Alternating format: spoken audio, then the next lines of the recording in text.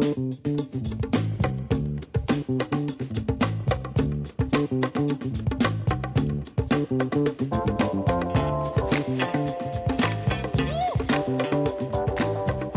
Brian Montgomery, and I'm joined today by junior diver Vince Palmer of the men's swimming and diving team. This week's Allegheny Male Athlete of the Week. Vince, congrats on the honor. Thank you very much.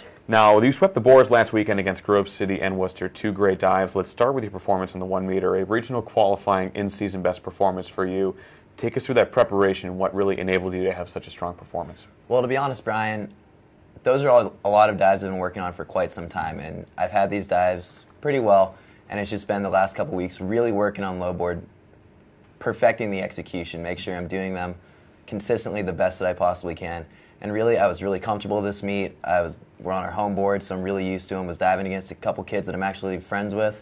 So it was just a really good atmosphere, and I've been working on getting these dives consistently, and everything came together.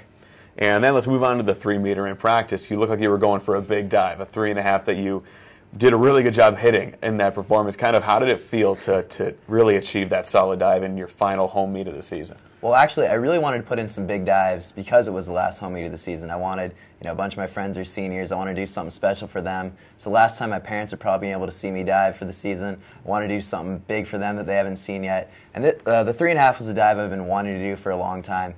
So I was actually really nervous going up to do the dive because it's one of those things that if it's a little bit off, it's not going to go well. So I just had to take a couple extra moments, really think to myself, all right, you have to go after this. And it went better than expected, so I was really happy with that. Yeah, and then finally, Vince, the team takes a break from dual meet competition, switching gears now. You're heading into conferences in a couple of weeks at Canton. The team's on a really good hot streak right now. You're coming off of a sweep against two talented teams in Grove City and Worcester.